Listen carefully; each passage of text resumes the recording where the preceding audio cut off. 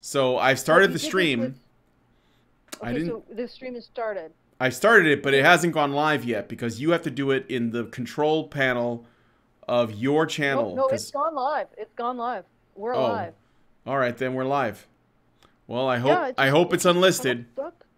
Oh yeah, It it is is. unlisted. All right then. Yeah, it's unlisted. Okay, all right. So, hello and welcome to this. Whatever this is. It is Hi. something. Okay, so um I'm going to do a reading. Are you I getting can't I echo? want to is anyone getting echo? How's the stream? No, I'm asking you if No. you're getting echo. No one else is No, getting echo. I'm not getting echo. All right I'm good. then. I'm fine. I'm excellent. I'm going to there's like nobody watching though. How's this even possible? Well, Um, how much advance notice did people have? 1 minute. um, 5 people are watching, by the way. okay, all right. Well, That's kind of crazy that there'd be so few people showing up when there's almost no notice that there was a video going up. It's crazy. I don't know how you would be able to put those two things together and come up. I mean, that everybody should be here. What's happening? Warski Live ain't got shit on this channel, is what I'm saying. I know. I'm just saying. I think that your sarcasm may increase as you get closer to bed. I'm sorry. No, you don't need to apologize. It's fine. It's ever since the operation, I've been feistier, and everyone knows it.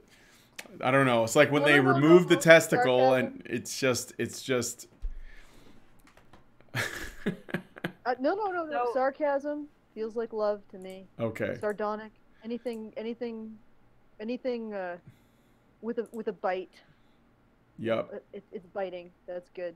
You know. You have corgi mentality now instead of sheep mentality. Corgi. Yeah, a corgi corgis. no longer a Shiba. Well, the soul of a corgi and the body of a Shiba. Okay, Yes.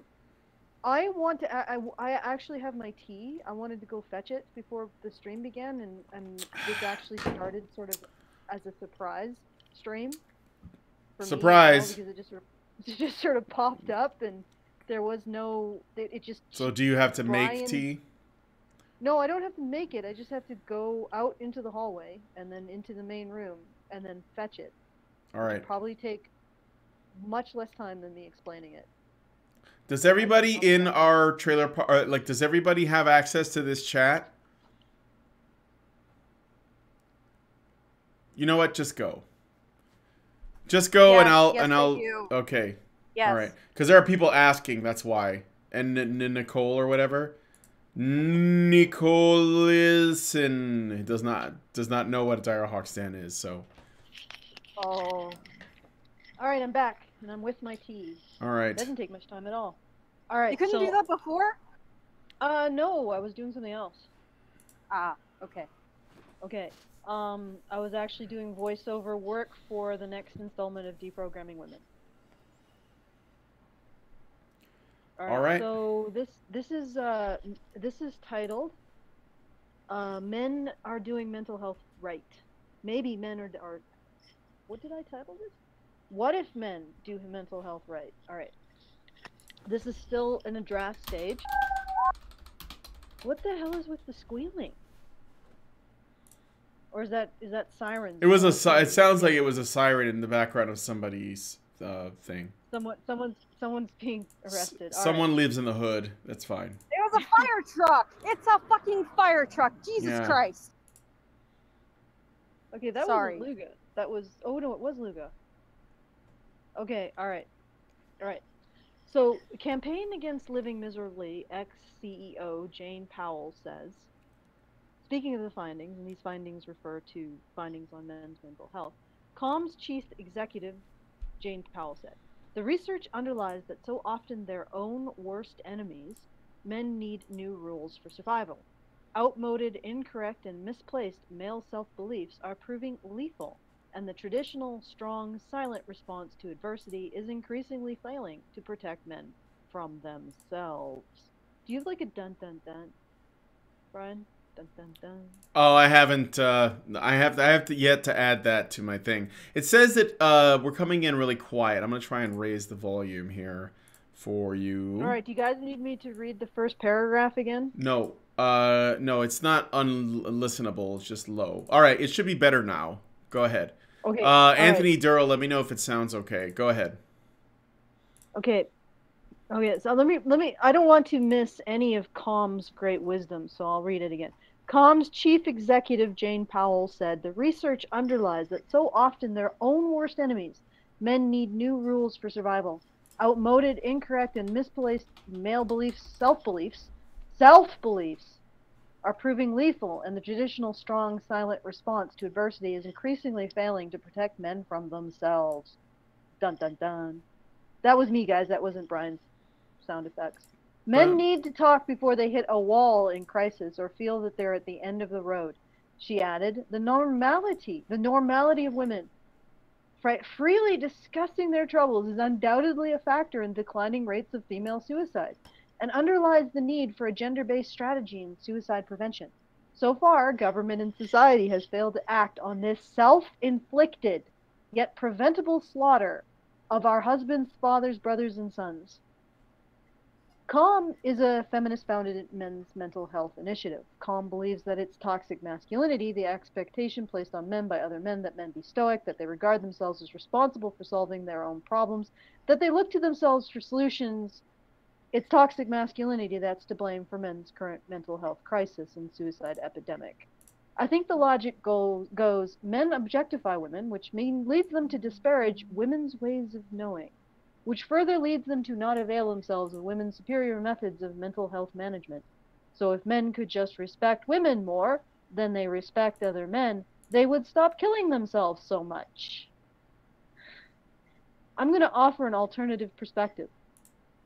What if men are doing mental health right? Years ago, I did a show with Tom Golden, author of Swallowed by a Snake, a book about men's ways of healing, about men's mental health. During the show, we spoke about the challenges facing men when it comes to depression and suicide. I said, because the expectations we place on men on society not to complain and man up, they end up less resilient when it comes to dealing with their mental health issues. Tom replied, "You are doing exactly what feminists do. You're expecting men to act like women."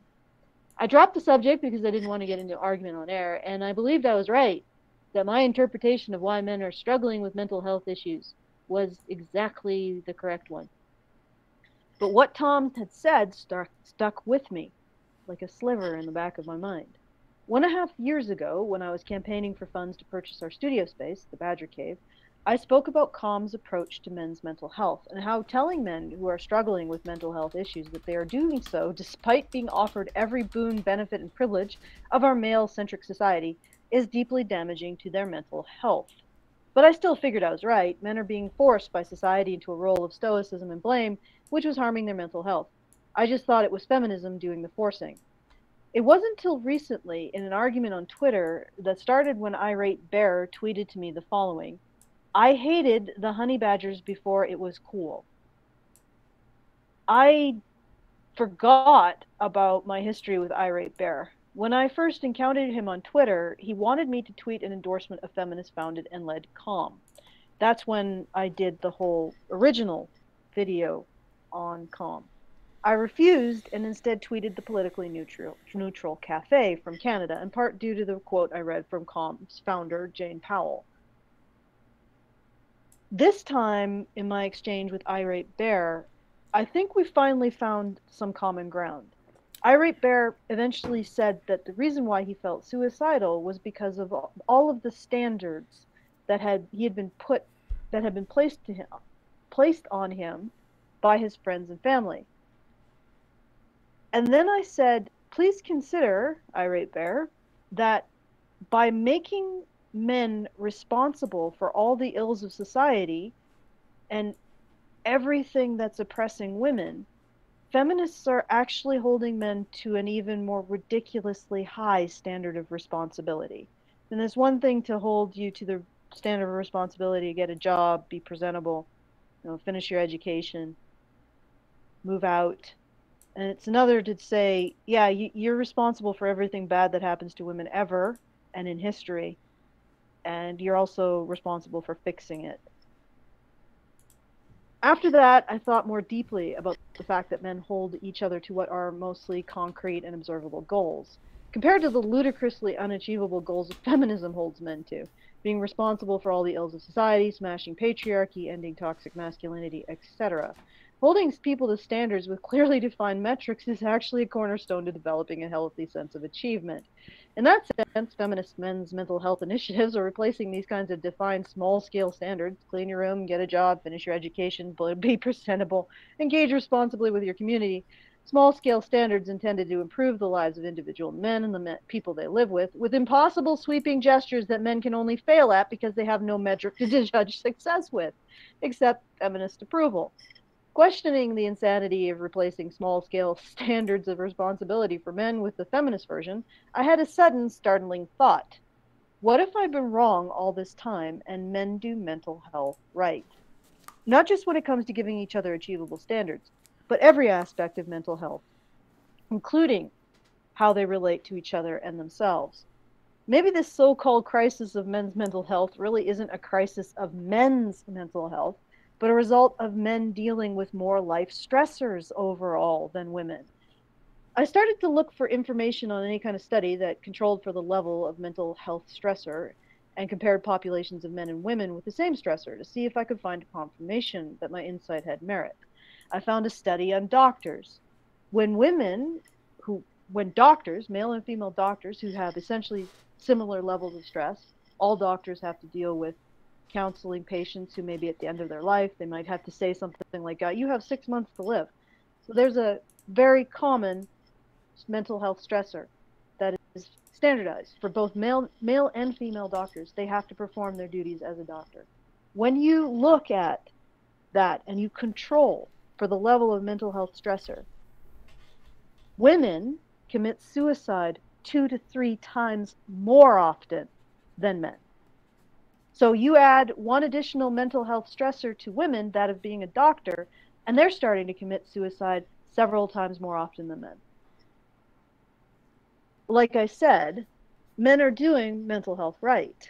When you apply the same mental health stressors on women as on men, when you control for that, women can commit suicide 2 to 3 times more often than men because they don't have the skills to cope. Circumcision, loss of child custody, having a social identity contingent on service, selective service, not having emergency support for domestic violence, rape, greater levels of incarceration, fewer options for social support, etc., etc. All of these men's issues represent a significantly greater mental health burden for men than women in our society. Services like CALM can't accept this because this reality is in fundamental defiance of feminist theory, in which women are oppressed and men are privileged and advantaged. Therefore, CALM has to promote the idea that men are doing mental health wrong and women are doing mental health right, to hide the truth that doesn't fit their belief system. To see how not just ridiculously, but potentially a violation of medical ethics this is, let's apply the logic CALM is using to the fact that stoicism is higher among populations that commit suicide more often to say wounding, like being stabbed. CALM would notice that there are more white blood cells at a wound site in some people, but since CALM doesn't and can't, because feminist conjecture forbids it, control for the severity of wounding, because it can't acknowledge men's issues, it infers that it's the presence of more white blood cells that leads to worse outcomes for patients. They get the causal arrow reversed. Severe wounding means more white blood cells, and it's the severe wounding that leads to worse outcomes, not the presence of more white blood cells. CALM doesn't look at the long-term outcome either, comparing a population of people who suffer with an equal level of wounding, but seeing who in the population survives and heals best, those who produce more white blood cells or those who produce less. If we applied the logic behind feminist conjecture, ignore potential confounds and dependent variables in favor of assumptions based on your shit for brains belief system, to healing wounds, feminist doctors would give white blood cell suppressing drugs to people with grievous injuries. And of course, the inevitable deaths from feminist medical idiocy would be blamed on hemiarchy, toxic white blood cells, and wound privilege.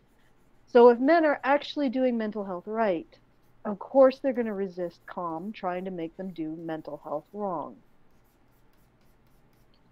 After all this thinkinating, a phrase started to pop up over and over in my mind: toxic charity. Not toxic masculinity, toxic charity. Call it providence or God's will, but I did a search on the phrase. Toxic Charity is a book by Robert D. Lipton. It's subtitled How the Church Hurts Those They Help and How to Reverse It. Robert Lipton is a pastor and founder of FCS Urban Ministries. If you're interested in a more faith-based approach to questioning toxic charity, I would recommend When Helping Hurts by Steve Corbett and Brian Fickert. For me, I prefer Lupton's more secular approach, but I appreciate the fact that it's actually Christians and not so-called do-gooders from charities based on other non-scientific belief system that lack the personal introspection expected in Christianity, who are spearheading this analysis of the negatives of service-based helping in the spirit of true charity. Lupton says, giving to people in need what they could be gaining from their own initiative may well be the kindest way to destroy people. John McKnight, founder of the asset-based community development movement that emphasizes the poor's own ability to improve their circumstances, says, I've been around neighborhoods, neighborhood organizations, and communities in big cities for 36 years. I have never seen service systems that brought people to well-being, delivered them to citizenship, or made them free. Africa can serve as a large-scale example of how charity harms. It's received over $1 trillion in aid since the 1970s and now boasts a per capita income lower than it was before the aid started flowing in. Lupton describes his Presbyterian church mission to a remote Honduran village. The villagers were an isolated people struggling daily to survive, and the church leaders of the mission decided they would make this a long-term mission and build a true partnership with the village. The initial visit to the village revealed the need for a source of clean water. Women had to carry water from miles away for their families and households. The church had contacts with well drilling engineers and money to cover the costs. So they came in and drilled the well for the villagers, and when the first fresh, cool water was pumped to the surface, there was celebration in the village. The villagers thanked their benefactors profusely. The church had truly changed their lives. Except it hadn't. The next year, when the church returned, the missionaries observed women trudging up the same road, carrying the same water jugs full of water they'd been carrying a year before. Baffled, they asked around what had happened at the village. The well had broke down, and the villagers, who had no hand in drilling it, financing it, or setting up the pump, had no ability to fix it. The ministry team quickly set about fixing the pump, and once more fresh water flowed to the surface. The following year, when the ministry team returned, the same thing had occurred. The pump was broken, and the women were hauling water. Year after year, the pump would work for a time, then break, and the villagers would wait till their benefactors returned to fix their well. In Nicaragua, another remote village was existing in a similar circumstance to the one in Honduras. It was poverty-stricken, the villagers subsisting from day to day. The village had a similar need for fresh, clean water, and one man in the village, Don Blas, dreamed of building a well. His vision was dismissed by the village as dreams of an old man until a community developer from Chicago heard what he had to say. She decided to help Don draw up a business plan for his dreamed-of well. She assisted the villagers in finding information on drilling and material costs. She helped them with a budget and arranged for a loan conditional on the villagers drawing from their own meager savings. She connected them with a reliable Nicaraguan engineer, helped to organize a water commission to oversee setting fees, bill collection, and the overall management of their new utility. The village men provided the labor, digging the trenches, laying the water pipe. When the pump was switched on and the water surged, the entire village celebrated their accomplishment with pride. Their accomplishment. They found out they had more than enough water for themselves and started to arrange contracts with a local government school and adjacent villages to supply water to them as well. The villagers, inspired by Don's dream, not only had fresh water, but a wealth-producing asset. None of what happened in Don's village was charity. The original idea wasn't a solution outsiders decided upon. It was Don's dream. The villagers weren't given anything except assistance in organizing their own assets and a loan that was expected to be repaid. They were expected to put their own money into their project, their own labor, and expected to run it themselves. None of that was charity. It was a partnership. And at the end of the day, the village that received charity has nothing to show for it but a broken well and women still hauling water up a hill in pots. The village that did not receive charity, but a helping hand organizing their own assets, not only has water, but a profitable business. Charity does not solve people's problems. At best, it alleviates crisis situation, but even in a crisis situation, if there is no transition from charity to self-reliance, it can damage more than it helps because it reduces a person or community's sense of self-reliance. Permanent solutions to problems people and communities face can only come from the actions those people and communities take to solve their own problems. Men like Lupton, McKnight, Corbett, and Fickert have devoted their entire lives to ministering people and communities in need, and they've all come to the conclusion that charity does more harm than good. Lupton advocates that all ethical charity interventions should follow some fundamental steps to avoid becoming toxic charity. In a crisis situation, the first step is relief, relieving the immediate suffering and hardship caused by a crisis event. Like a first responder breaking a patient's ribs to keep his heart beating, crisis intervention is the most dangerous form of charity because it can lead to the most damage. One example is Haiti. No other country in the Western Hemisphere has received more charitable aid, but its poverty and dysfunction only continue to deepen. 4 years prior to the 2010 earthquake, Haiti was the beneficiary of over $8 billion, yet ended up 25% poorer than when the aid started. Since the earthquake, additional aid has topped over $9 billion, but no improvement is seen. The spirit of entrepreneurship and self-sufficiency is gone because the charity offered did not also focus on the next step that Lupton says is essential. Step 2 is rehabilitation. Aid givers must rehabilitate the community receiving crisis aid to increase their capacity and ability to respond to crises on their own in the future. With situations that aren't crisis orientated but chronic, like Don Blast's village in Nicaragua that needed fresh water, the first two steps of ethical charity need not be applied, but the third is critical. The third step is development. The individual or community's self-reliance and functioning must be improved over the long term. Following these three steps, as well as focusing on the assets, not needs, of an impoverished community or person in crisis, focusing on their own ability to problem solve and build a solution for themselves, this is the foundation of ethical partnership as opposed to toxic charity. Just a sec, I need a bit of a break. Whew. You guys haven't spoken for a while. I'm just listening. Wait, can you guys hear me? All right.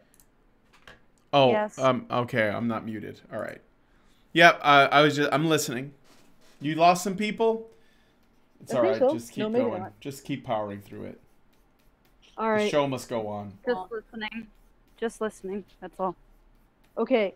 When people send toxic charity to those facing problems, they are purchasing a resource from those in need. A resource that's actually very precious because it's the only resource that can actually get those in need out of it.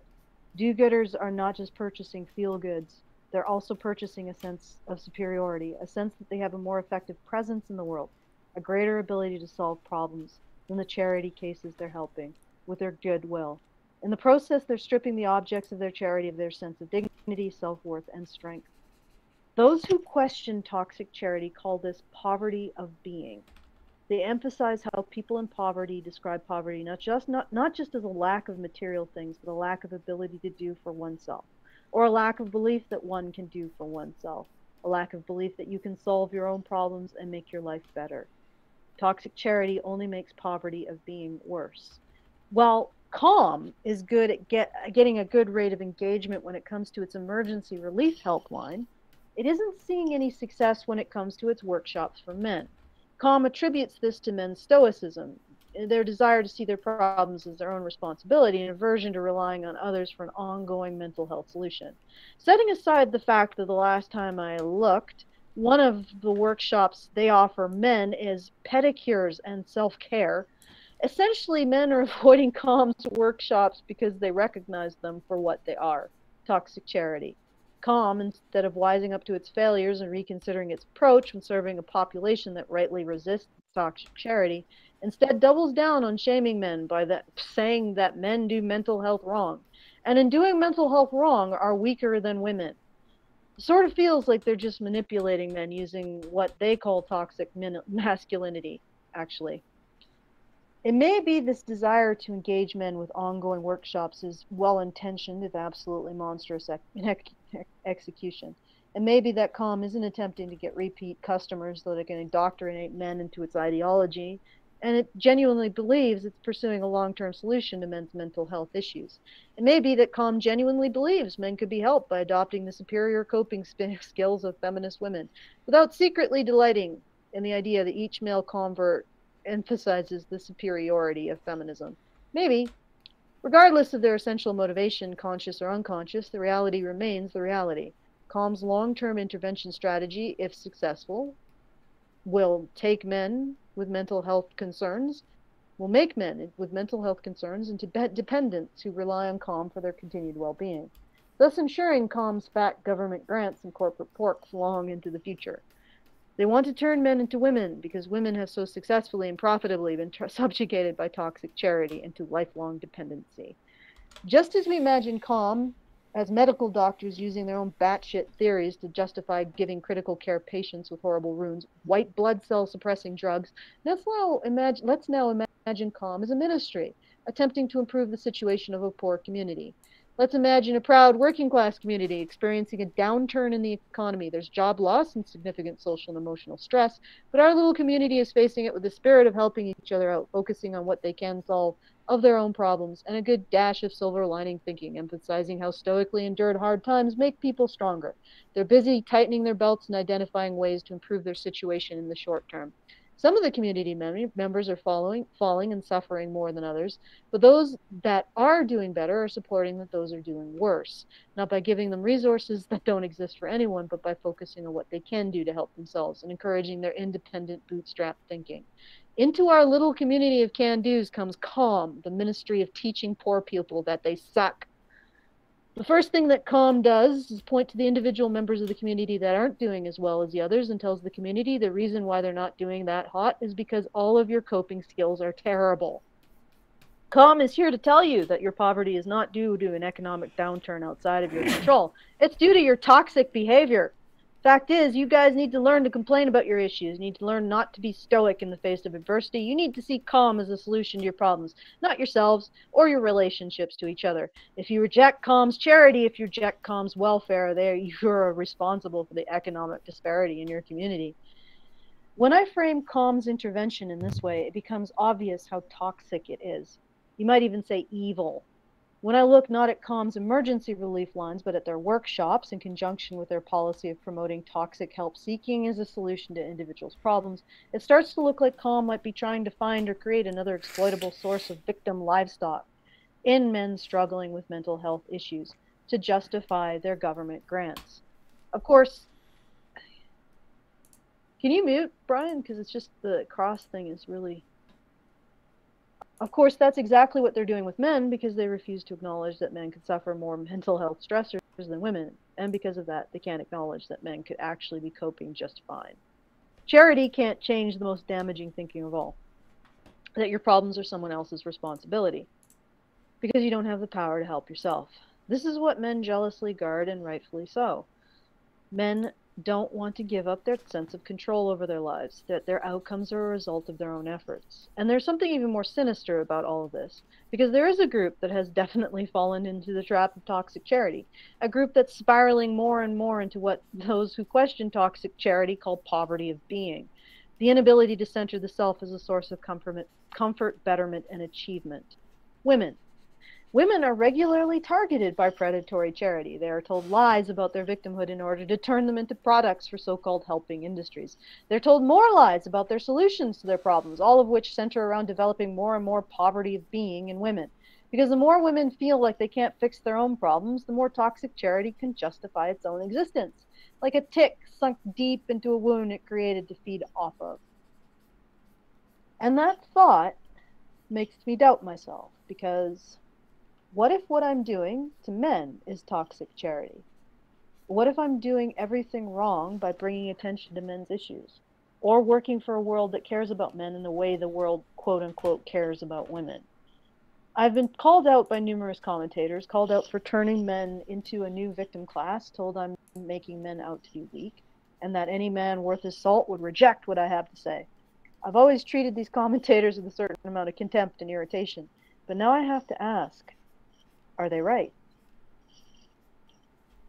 Tom Golden, in his book on How Men Heal, describes a thought experiment he uses to gauge people's acceptance of men and women's grief.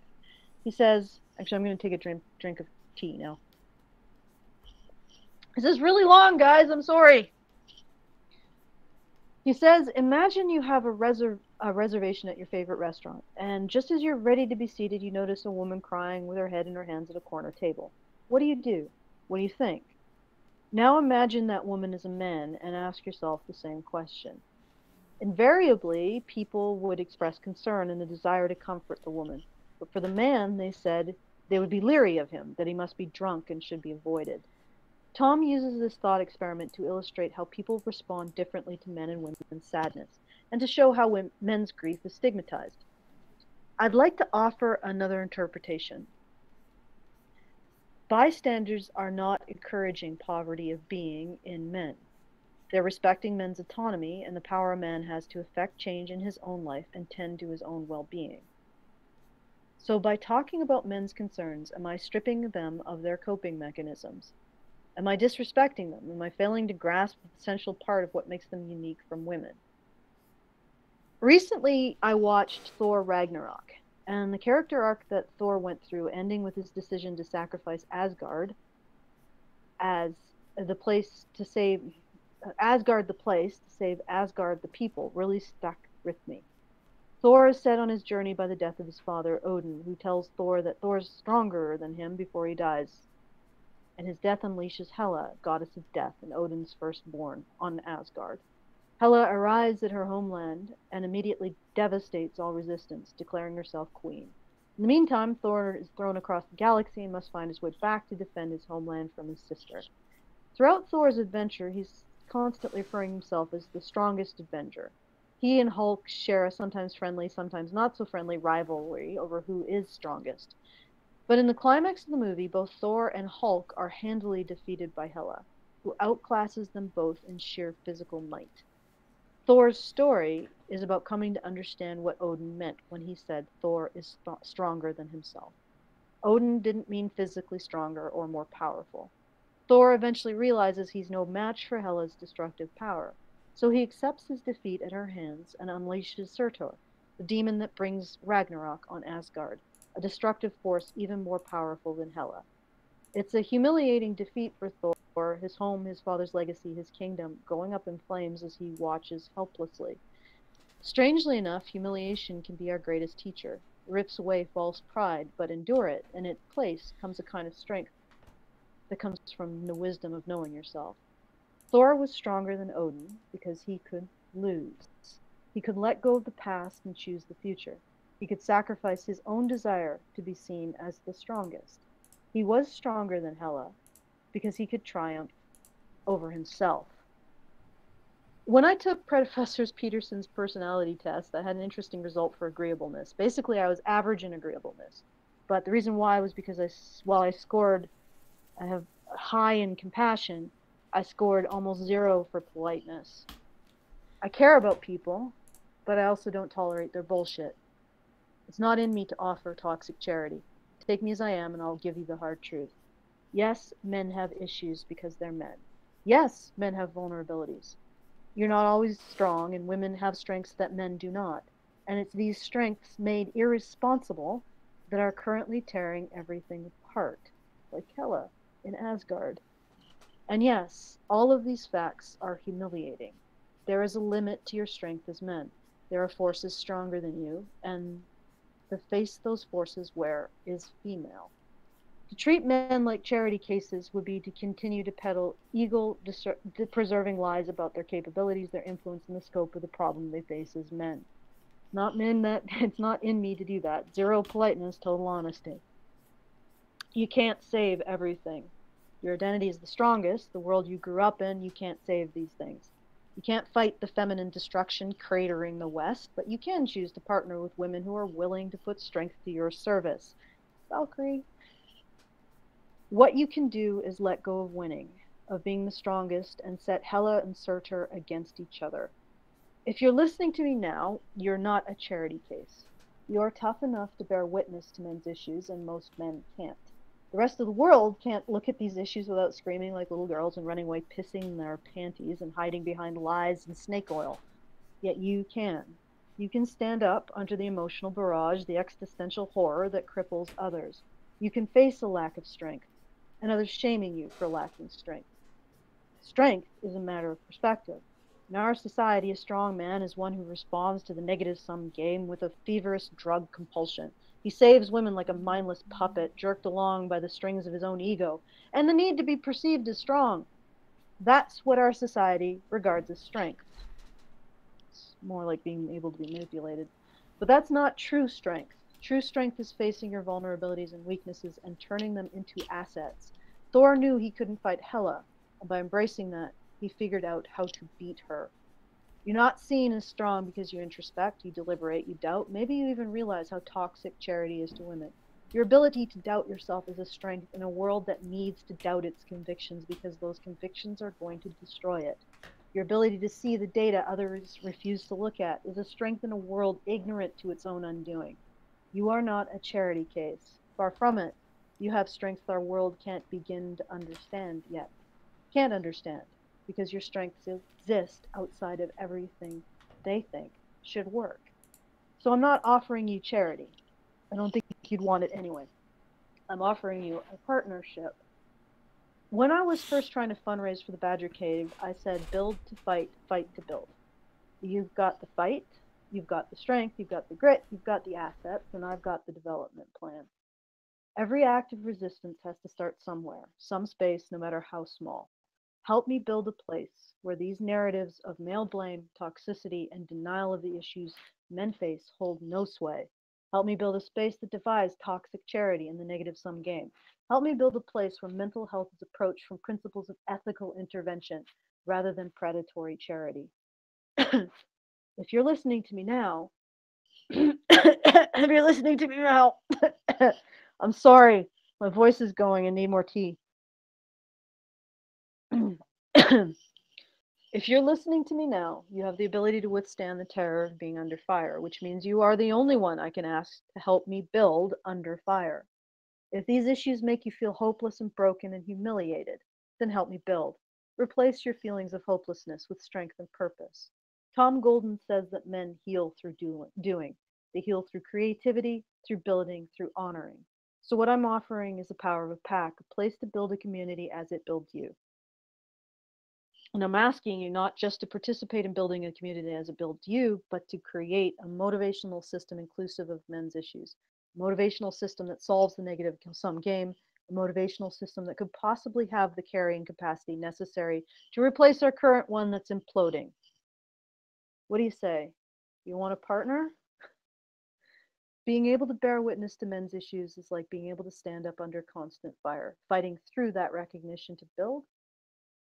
It's what makes you bulletproof, unbeatable. That's using your strength. So use it. Okay. The rest is just shilling, so. All right. It's that beautiful, eh? So you can't even speak. Anybody have any thoughts? It was really, really long.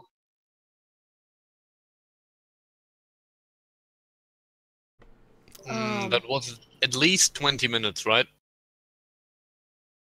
How much was it? It's more like 40 minutes. Yeah, it's pretty long. Started at like 9 o'clock and a little after 9, and it's 9:46 now. Okay. So, did I offend anyone? Wait, no, no. Not quite. Does anybody have anything to say? Yeah, can you just give me a minute to process this, please? No, no minutes. Nah, okay. You have 13 minutes before I'm gonna go and get ready for bed. I don't know what to say now. I mean, it's now I'm just like sort of facing a silence, so I'm gonna just sort of witter. Um, okay. Luga disappeared. I wonder if I upset her. Why would you upset her? I don't know. Luga She's saying that says, I might have some perspective to give since I live in a heavily Caribbean descended and populated area. Haitians aren't well received, and I'm from a single mother household. I was a government raised child, if you're interested. But she left, so I can't really get her what she wanted to tell me. okay. So does anyone have any thoughts before we go Okay, leave? so what's the thesis of, I know, I mean, I heard what the whole thing, but what is, like, what are you driving towards? Are you just saying you think, you're entertaining the idea that men are doing mental health right? Yeah. And then you're going into, uh,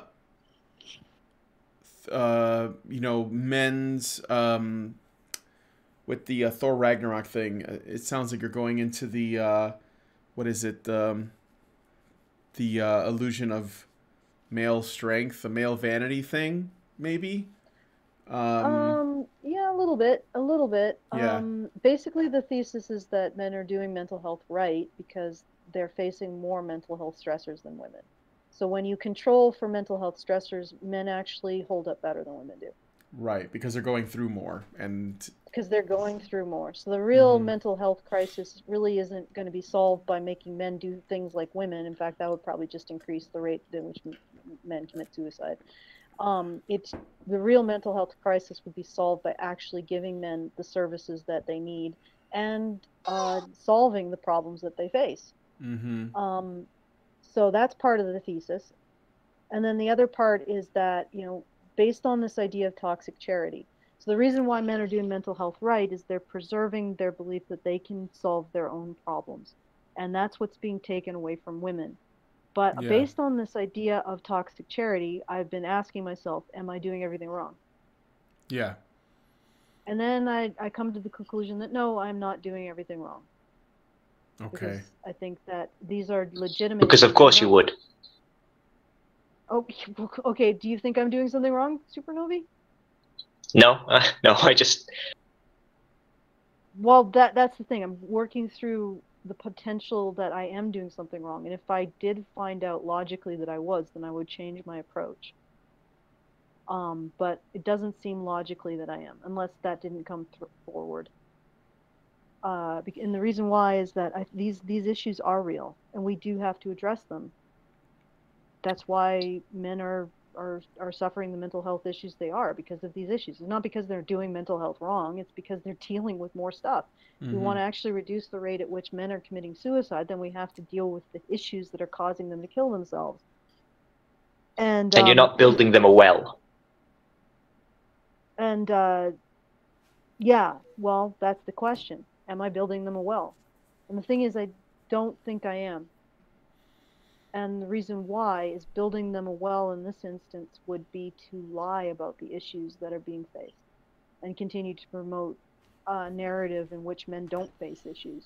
I mean, ultimately, is that what I should do? Or to overly coddle them and tell them that, Do you think that every slight is 100% justified, and yeah, basically treat them the way feminists treat women? yeah. Do you think that the feminist basis of men having just omnipotent godlike power is the ultimate form of toxic charity? It's kind of the ultimate way that people sort of try and feed men a bullshit charity cure. That could be. A constant story of unlimited power and agency And a constant stream of women to save.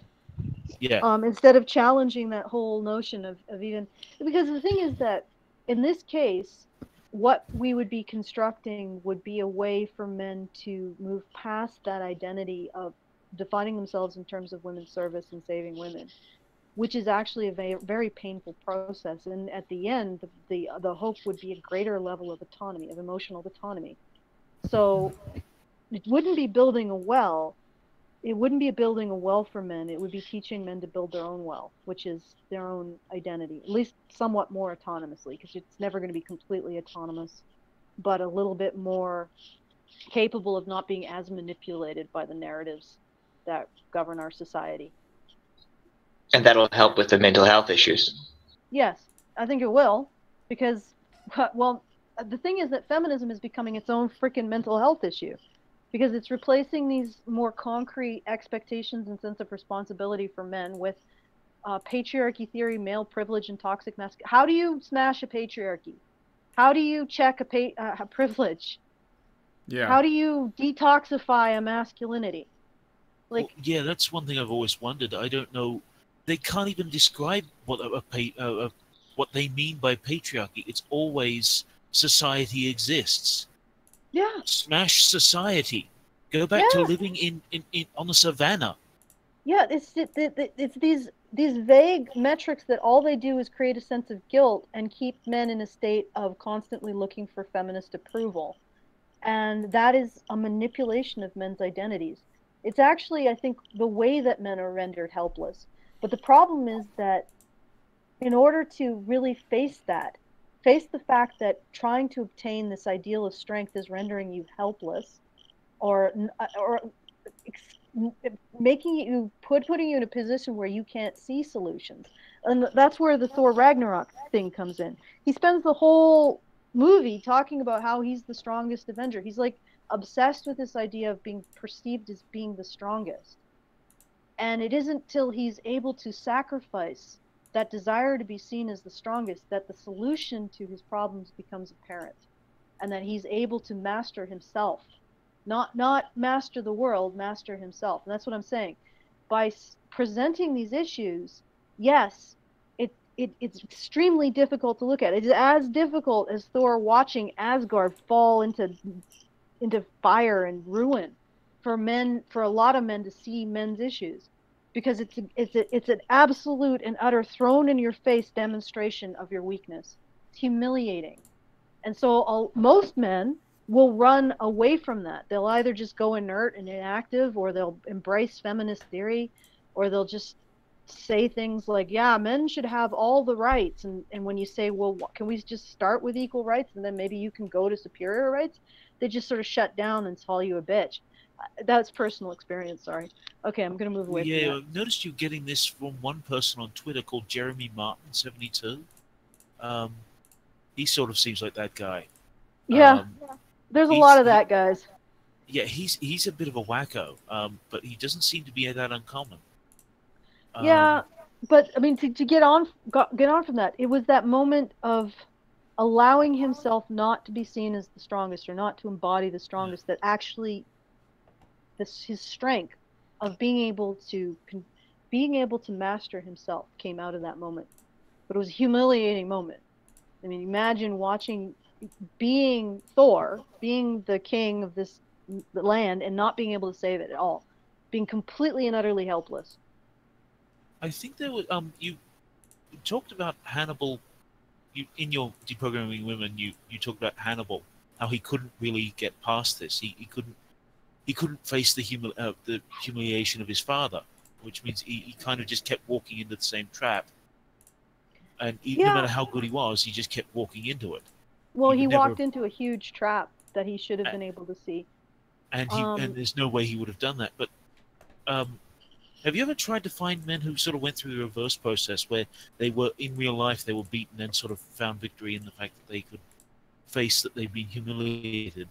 And because I was thinking about a figure from history. You have an entire civilization of them. Yeah. Hyper chicken. It's called Rome. I was just going to say. Do you realize that Rome's military engagements usually started with them failing horribly? Yes. That was their first. That's Rome's opening gambit. I'm gonna fall flat on my face. Because I was going to say just flop around for a bit. Yeah, Rome's trick was pretty much okay. We have an enemy. We are going to send an army. The army is going to be slaughtered entirely, and then we send another one, and then another one, and next year, and at some point we're gonna get them. Well, and it worked. I was There going was to. a little bit more lateral thinking involved in that, but yeah, Yeah, usually what I happened mean, is they didn't. Like, there was a horrible loss. It started the all with a bottom horrible line loss. is that. Yeah, it all started with a horrible loss, and then they had to sort of reverse engineer a win from a horrible fucking loss. But the thing is that that was what they did. That's what Rome did best was endure humiliation. I was going to suggest. I was going to ask if I could suggest a more modern example Okay. of this. How much do you know about the Battle of Gallipoli? I don't know much at all. Okay, it's a very famous military disaster in Australian history. And New Zealand history, don't forget. And New Zealand history, oh yes, never forget. It should also be in Canadian history because there were Is Canadians this the there. one where like the Australians were defeated by the emu or something? The Turks. Okay, what happened was Australian Yeah, New but there was, Zealand like, troops the were sort of Australians were also defeated by taking. emu. Oh no, that's a joke. Okay, it really happened, but it's called the Great Emu War. But basically, it was just a couple of guys trying to get rid of some emus, and they were driven off because emus are some of the most violent, aggressive shits you can imagine. They're actually quite ferocious, but Yeah, I just want to say the moment you realize that the Australian war against emus is more famous than an Australian war against Turks. Just saying. Go on. Yeah, because it's funnier. But I was just going to say that this is funny. Oh shit! This has been. Oh, it hasn't been recording properly. Damn it! Sorry. It doesn't matter. Go ahead. I was going to say. Wait, what do you mean it hasn't been recording properly? Well, it hasn't been going through my fucking microphone. Goddamn Discord. Oh, that's why. Oh, well, I mean, I have a recording on my. As we're doing this, there's a recording happening, so you know. I've been able to hear it on YouTube or whatever the unlisted YouTube. Okay, all right. Okay, go ahead and speak your. I was going to say, the Australian New Zealand troops were directed to attack Turkey, and they landed in the wrong place, and they were sort of just fed into a meat grinder where there was no going forward, and they were just being killed by the thousand. Basically what happened was they kind of ended up getting command finally turned over to them and realized there was no way to keep going, so they planned a kind of actually quite brilliant evacuation. It sort of went from a stupid meat grinder to Australia and New Zealand kind of realizing they had to realize they had to start taking responsibility for fighting their wars and fighting their battles. It's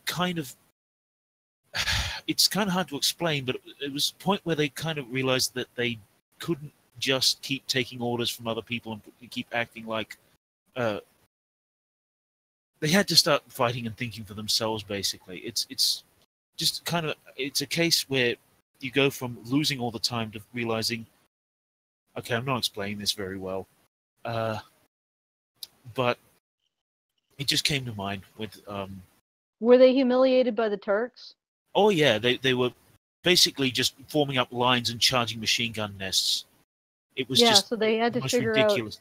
Yeah, I think at one point they stopped taking orders from the English High Command and just evacuated. The trick was that the evacuation actually had 0 casualties at all. Mm-hmm. And they actually figured, and by the end of the war, they'd gone from a sort of footnote of the Allied soldiers to the fact that the entire Allied war effort, apart from the Americans, was taking orders from an Australian general. By the end of the war, there was an Australian general sort of leading the forces, because he's the only one who had moved beyond charge at the machine gun nests, and somehow this will result in a victory. Well, yeah, there's sort of an arrogance to that. Yeah, it was just World War I was a disaster of just sheer ego. Yeah, it was an inability to recognize when something doesn't work. Yeah. Because in order to recognize that something doesn't work, you have to admit that you... Even worse, an inability to recognize when things did work. As awful as it is, chemical weapons could have won the war for Germany in a matter of weeks. But there was actually a complete resistance from German High Command to recognize that chemical weapons worked at all. So they refused to capitalize them because their ego refused to allow the fact that chemical weapons at least worked. Yeah, so they just refused to advance. It's an irony that Fritz Haber actually gave them a weapon that could have had them a victory within a few weeks, and they refused to use it. It couldn't be because the chemical weapons are so fucking horrible. Yeah, but Haber was himself completely unapologetic. He said that he had a patriotic duty to do whatever he could to win the war, and he was just furious at the German High Command that refused to just use it to do anything other than massacre enemy troops and then sit there and watch the massacre. They wouldn't actually try and win the war. It just, I think he, by the end of the war, said they were more interested in just killing as many people as possible. And yeah, Wow. it's a sheer bitterness that Haber had to flee Germany because he was a Jew later on, and that some of the chemicals he developed were used to kill 7 million other Don't Jews. expect me to apologize for that. Why? Not. Are you Adolf Eichmann? Unless you're Adolf Eichmann, I won't accept an apology. I mean from Alison, because she just said mall. Yeah, as if like this is a thing that I should. Yeah, don't read into it, Maul. Don't read into it. I actually was saying Maul because I want to figure out if you finally settled to the point where you can regurgitate something of interest. Yes, I could, but I'm waiting for the current topic I'm not to going to ask you to apologize for German strategic thinking in World War One. Yeah, it was not good. I mean, I could. I suppose so. I'm not really an expert on modern history in any regard. I could ask you to apologize for. As a footnote, I suppose I should say that the Battle of Gallipoli was also important to Turkey because the Turkish commander at that was Colonel Mustafa Kemal, the first president of the Republic of Turkey. Ataturk was actually the commander of the Turks at that battle. Snack says hi. Hi, Snack. It was a defining moment for all three countries then. Yep. Three. Wow, sort of three modern nations that's a were Kiwi born in that accent battle. there, Supernovae. Yes, it is. But I can understand it, so it's okay.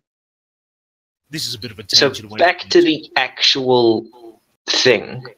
Okay, Yeah. the actual thing. Did you listen to the whole thing? Yeah, I was here the whole time. Okay. Okay. You're trying to say that Thor's strength, or wanting to be seen as strong, is the well that the other people built in the village. Okay, so which well? The ones that were built by the villagers, or The ones charity that were one, the before? toxic charity well. Yes. Thor's strength was originally that well, but he recognized that it was what was causing his inability to win, and so he gave it up. Yes. Built his own well. His ability He built to, his own well. He Okay, built his own. Sorry, George go ahead. Orwell actually had a name for this. He said he had the power of facing. There is a huge amount of psychological strength in the power of facing. Do you know? Have you ever read Orwell talking about this? I'm just gonna look up power of facing. The power of facing. Orwell said that the one psychological strength he had was the power of facing. Facing unpleasant facts. It wasn't just that he could face unpleasant facts; it's that he could accept them. Everyone can face unpleasant facts, but it takes real strength to accept them. Most people, when they face unpleasant facts, they bullshit themselves. They fantasize. They come up with a fantasy solution. They can't accept the consequence of them. They'll actually solidify their original position. Yeah, for some really messed up reason. They retreat to what they already believed, and it sort of works in. Whereas Orwell could face what he was really seeing. Because it's what they believe is a coping mechanism. They believe it's a coping mechanism. Let me write this down. A coping mechanism for what they refuse to look at.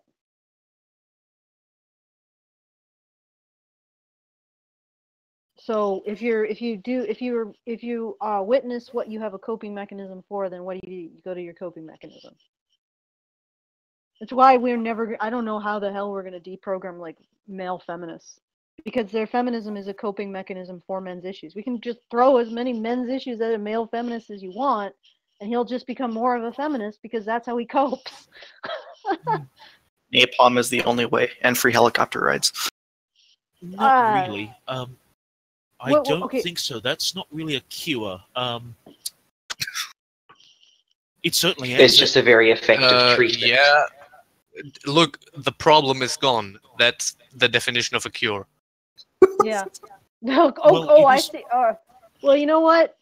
I don't know if I'm gonna totally agree with the German on this, since you guys didn't use I gas think in yeah, World the- War I mean, One. you would already. I mean, you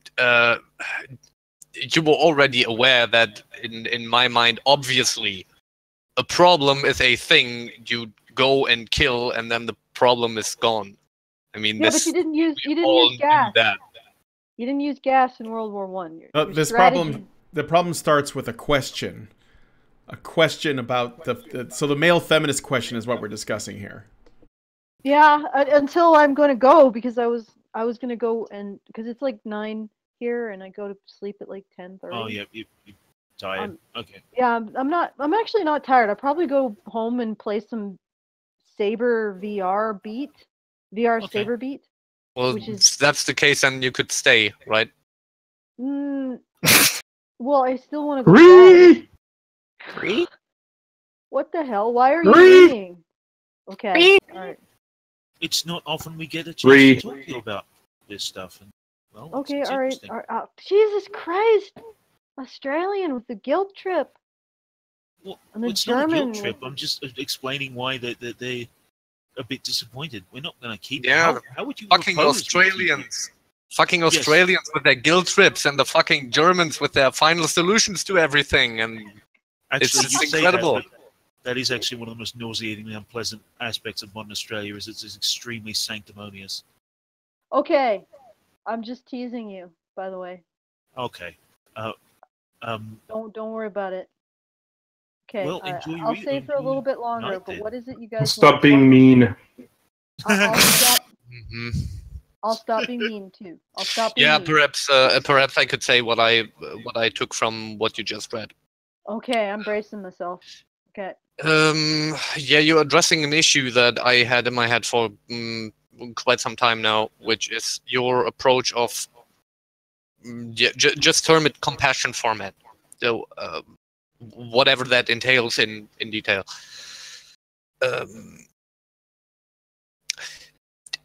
It appears to not quite factor in the inherent capability of men to solve problems, or perhaps inherent is the wrong term, because there are certainly men who have no capability to solve their own problems whatsoever.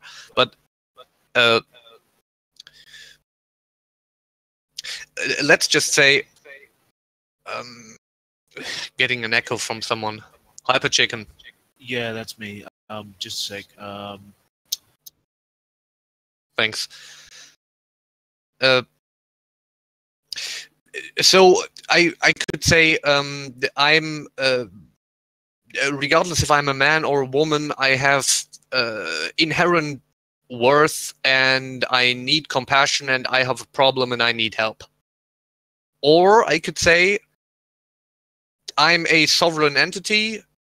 You are affecting my interests negatively, and I'm under no obligation to tolerate this. Will someone ally with me? Do you see like the mere different how the mere difference in phrasing affects the I can't really help you with. The thing is that we've said from the beginning that necessarily solving these problems isn't what we're going to be able to do. But what I She can didn't help say- you with is the power of facing, and I think that's something that women do. Because when women apply shaming for men's weakness, then it really limits the power of facing. Also, she did kind of point out that what feminists offer men is an unsolvable problem. She didn't say it in the speech, but in this sort of segment afterwards. As you said, what feminists are doing are presenting you a problem that is absolutely unsolvable. The only thing you can do to ameliorate and feel like you're working towards a solution is seek their approval. It's like a trick to a computer, an equation that can't be solved, but the And if you- computer can't help but try and solve it, and just Hyper left on a chicken. loop until infinity. Okay, I just want to get this out really quickly. If you imagine what feminists are offering men, it's an unsolvable problem, and the only reason that men are actually not recognizing it's unsolvable is because they refuse to recognize that they can't beat it, that they don't have the strength to beat it. So feminists have got them into a bind. It's like the situation where Thor is fighting Hela, and until he recognized he could not beat her, he could not outmatch her, basically, until he Yeah, I recognized get that it, he but couldn't develop the solution. I get it, but this is not really the issue here, is it? Okay. Because look, if this problem in its own logic is not, it cannot be solved, then well, compassion alone is not going to cut it anyway. No. We're talking about two different things here. We're talking about what feminists present as the thing that men need to solve.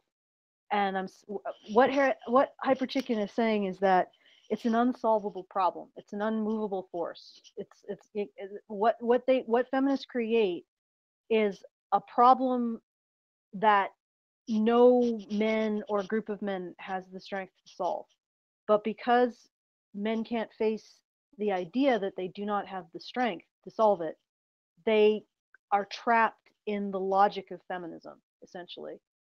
Just like it wasn't until Thor faced the fact. Okay, yeah, I get it. So you mean to say that a man cannot admit that there could possibly be a problem they are unable to solve? Well, we see it all the time. Combined with the fact that there this are is not... how many male feminists who are taking responsibility? Now you're echoing, Mo. Who are taking responsibility for what feminism said, what are essentially impossible to solve problems that feminism has created. I mean, how many men are are taking aim at going to smash the patriarchy? The fuck does that even mean? How many men are trying to purge themselves of toxic masculinity? What the fuck does that even mean? And how many men are trying to check their privilege? It's more than just a matter of men aren't strong enough. It's an impossible problem. It's like asking you to say, it's like saying to you, all your problems are solved if you can give yourself a piggyback. It's nonsense. Yeah, but the reason why they're buying into it... But they're trying to give themselves a piggyback. The reason why they're buying They're stretching their legs all the way back around, but they can't do it. When they keep trying to do it. Exactly. Alison, but the reason why they're buying into it, feminists have created this thing, and the reason why is because they can't accept that they don't have the strength to solve this. They can't say, you guys, you're nuts. This is crazy. This is absurd. Nobody can do this. I certainly can't. They can't do that because feminism has got them on the ropes of their own identity as ultimately strong. See what I'm saying? And I think the thing that keeps feeding into this is that every time feminists do this, they always feed it in with the loop of, oh, how ultimately powerful you are. They keep slipping in the drug of, yes, you are infinitely powerful. Yes, you are infinitely brilliant. Yes, you are infinitely deific. Yeah. I mean, not in a positive way, but in a negative way. You are ultimately responsible for all the negative in the world, but the thing is that men cannot ultimately be responsible for all the negative in the world and not also be responsible for all the positive. It's impossible. Because at the very least, they're responsible for removing all of the negative. But what my point is that when Thor figured out how he could defeat Hela was the moment that he let go of being the strongest and just said, yeah, Hela's the strongest. I cannot defeat her, so I'm going to beat her in a completely different way. Yeah. That's how he did it.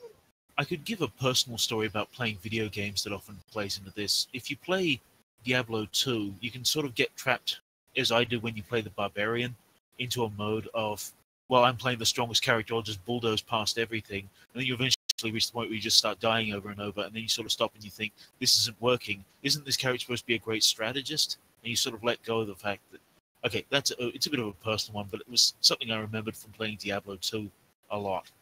That I started getting a lot better with when I played it, when I sort of let go of the fact of just bulldozing past everything and started thinking my way through things. Because Thor was focused and obsessed with this idea of being perceived as the strongest, he would have never, if he had remained obsessed with being perceived as the strongest, what would have happened with Hela? He would have been fighting her for eternity. In fact, I actually don't think that he was necessarily that much weaker than her. It was just that they were either so equally matched, and he would have just ended up fighting her for eternity. She didn't really have as much of an effect, well, I guess for taking his eye, she might have been stronger. But if he hadn't admitted to that, he would still be fighting her instead of figuring out another way to beat her. It was his identity that was leashing him to that particular solution. And it was because he didn't necessarily want to solve it. He wanted to maintain his identity as the strongest. And once he let go of that need to be perceived as the strongest, the solution came to him. And that's the point. So what feminists are doing to men. And it's how they get caught. They catch men in this bullshit. It's because men want to be perceived as the strongest. Feminists create this this is the most, these problems, these impossible problems, you could solve them.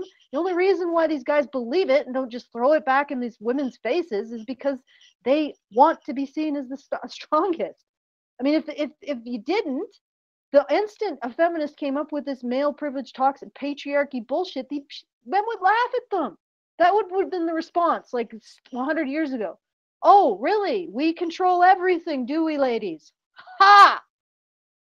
But instead, because they wanted that vision of strength that feminists were offering, they bought into it. And Are you talking about the latest Marvel? The latest Marvel movie. I actually really liked it. I thought it was evocative. Infinity War. No, not Infinity War. Well, she means Ragnarok. It's the Ragnarok. last one to come to Blu-ray was Ragnarok. The last one on Blu-ray. Yeah, the one in cinemas now is Avengers: Infinity War with Thanos. Yeah, I haven't seen that yet. Yeah. Okay, but do you see what I'm getting at? So what I'm offering is an out to that. And I think it's something that maybe it's very difficult for men to do, because in a lot of ways women have this incredible power of shame over men. So it's not just that men are embracing Thanos isn't the real villain of Avengers Infinity War. It's Star-Lord. Okay. Yeah, it's weird. Sorry about that. That was a weird window, and one of my windows started playing a video. You know how that is. And you try to find which window it is, it just starts playing an ad or some shit. So I apologize for that. Yeah, it's fine. Thank you, Captain. Or a moron. Okay, so is there anything else? Thanos isn't the real. Maybe. Yeah, I'm really not. I'm not convinced that this fantasy of man of being almighty is actually real. Well, it's not. Because we all know that the men have to recognize, or not just men, everyone has to recognize that there are things we just can't beat in order to solve the problem. I mean, this is like common knowledge. The problem is not the fact that it exists or not. It's that the people believe it. Yeah. Especially the feminists Villain of Avengers Infinity War. It's Star-Lord. Can I also food the thought about the fantasy of... Yeah, Thanos has lots of blood and... Because that kind of is the fantasy of the dictator. If you need to believe in the fantasy of the Invincible Man so much, you can accept being brutalized by Stalin. You can accept being savaged by Hitler. If you can believe he's invincible. So there's an ugly, final, really dark end to all of this. That eventually you end up just making one and just believing it as hard as you can. And then you feel if he is invincible, then you share in his invincibleness. Yeah, that's was the superhero dust on his hands after the events of Avengers Infinity War. But to really get into all of that, we're gonna have to pop some spoilers into our magical metal glove. So if you haven't seen the movie yet, now's the time to put those rocket boots to good use. Just With the single man, snap do of you his realize purple meaty fingers, that's Thanos wipes out kind of half what of all dictators life are. in the This universe. sort of And that fantasy includes of Bucky, ultimate Spidey, man, and Black yeah. Panther, despite their Yeah, multi-movie okay, but- contracts and a few already What I announced mean to say is sequels. that in all But other all those contexts, needless we deaths would, could have been avoided were it not we for would Star-Lord recognize going that there full are just a-hole and problems punching we cannot Thanos in the solve. face while Mantis, Iron Man, So Doctor this- Strange, and Spider-Man this almost is, got the Infinity Gauntlet apparently away not from really him. a Peter Quill has a universal rough go problem. during This is a Infinity War. problem He endures attached insensitive to, comments about his weight from Thor and to Drax. He the inadvertently problem that hand delivers the love of his life to her feminists evil stepfather, who give later men. kills I her. mean, this And is- he's Yes. obliterated by It's cosmic whatever. powers It's beyond like- his it's not like reckoning. It's wherever But most feminism tragic is. of all, It's not he like discovers it's that not like Footloose men never believe was that there are the no greatest movie problems of all that time. cannot be solved. It's that men don't believe that this particular But problem just because he had a cannot be terrible, solved. horrible, no good, Well, very yeah, bad that's- day doesn't that's absolve the- Peter here's Quill the from the thing. deaths of half of It's all because it life buys in the into entire that universe. invincibility. Seriously, dude, So get when- over yourself. And, it's And specifically yeah, a Star-Lord took specific type stupid of Tony's dumb invincibility. plan and made it They suck have less. missions, The new absolute plan power, that and Star-Lord it's in took relation credit to for women. almost worked. So The only if you reason it believe didn't was because that Peter couldn't keep his women emotions have in check. absolute The results were power in catastrophic relation not to just to women, the Avengers, then but things all like male of privilege, existence. patriarchy Star-Lord theory, might be half a and, god and toxic he might be the masculinity best makes dance perfect fighter in the sense. entire galaxy, And but he's the other way terrible around at controlling his emotions, When as you we've believe seen those time things, you and also time have to again. necessarily believe you have absolute power. in When religion. Peter Quill thinks that being a punch-faced it's champion this is the best way feeling to of solve a problem, he humiliation displays an of ego-driven recognizing toxic that women masculinity have that's certain common in powers many of the Marvel power Cinematic change Universe's and most power to prominent define heroes. their identities in a lot of ways. And He made a recognize those choice not to powers, be a hero, but to be is selfish, humiliating to make himself for feel many better men. by unleashing his But to unbridled rage recognize in an it, ultimately useless ironically, attack. would It give didn't them bring the ability Gamora to back, overcome instead a it lot sent of that. Drax, Mantis, It may Groot, and result gazillions of from other certain life forms sacrifices, into but at the end oblivion. of the day, Star-Lord like didn't Thor, snap his fingers himself, but he may as well have. Asgard to And he's gonna have to Hela come to and terms with Surtur, that if and when he shuffles his way back onto this did mortal come out coil. on top. But what do He you did think? find Is what he Star-Lord the wanted, real what villain was here? most Was his important hot-headed to save response that. part of Doctor So it's Strange's like- endgame all along? Let's discuss. Like and share this video. It's like, okay, I think I've wandered off from where I was going. I was saying, yeah. So it's like it's not necessarily something that's gonna come. It's gonna be easy. It can be humiliating. Most like it is humiliating for most men. What we talk about is fucking humiliating for most men. Did you guys know that? I'm pretty sure you do. I do, but I think I would draw something back to mention it earlier. There's something interesting said by George Orwell. He actually was somewhat suspicious, believe it or not, of women's suffrage because he thought women had so much power over society already. More than that, he thought they had so much power to install dictators like Stalin. Yeah. One of the things that he said about women is that they are basically the first supporter base of people like Stalin and people like Hitler. And they have huge power, bulldozing social power, which is why he was very skeptical of. I'm not. Well, You just of tell women's us power over that society. that hyper chicken is doing it. Really French, Remy.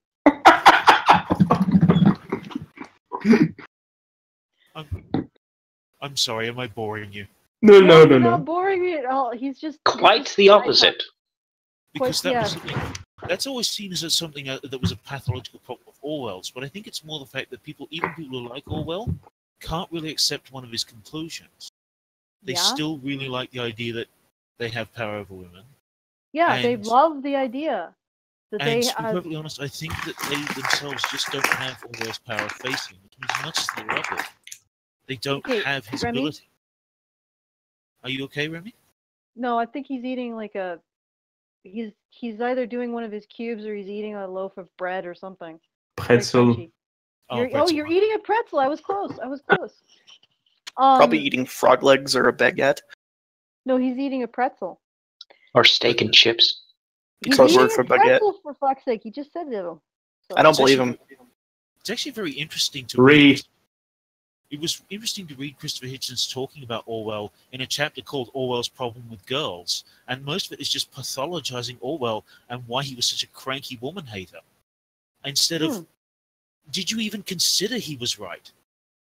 You didn't. You just spent the whole time pathologizing why he was, and then went into a weird tangent where you claimed he was a repressed homosexual. Yep. That was one of Hitchens' weaknesses. The irony. One. The irony is that they think that they're female respecting, but the reason why they reject it is because they reject the idea that women have any strength over them or any power over them or could be stronger at all. And I don't say that to be like fucking lord anything over, but just simply to say, you know, at some point, and it's just so interesting to me that Thor's realization was that this feminine destructive principle of Hela, just, you know, she's just gonna fucking tear everything to shit because that's what she wants to do. She just wants dominance. And he had to recognize, nope, I'm not as strong as she is, at least not face to face. I just find that so interesting that they put that message in. And then they had the other character, the Valkyrie character, a woman who put her strength to Thor's service. Very interesting. Anyway, but yeah, it's like they don't. The irony is that these guys, unlike Orwell, they don't want to recognize that women have any power or any strength over men, any power over men or any strength that they do not have. It makes the feminist complaint about male power fantasies seem really ironic. They are a male. You know what it is? It's complaining about competition. That's what it is. The two main sources of true conflict, true anger and hatred are projection and envy. A large amount of real hatred comes from projecting your own foibles onto your target. So, feminists project all the fucking time. That's all they do. This is why when you see really hateful people, and you can just feel that all this, if they sort of fixate on one thing they're projecting out the world, everyone can just immediately identify that's true of them. Everyone could see that the monomaniacally preacher who hates gay people, you just know that they're fighting some personal feelings.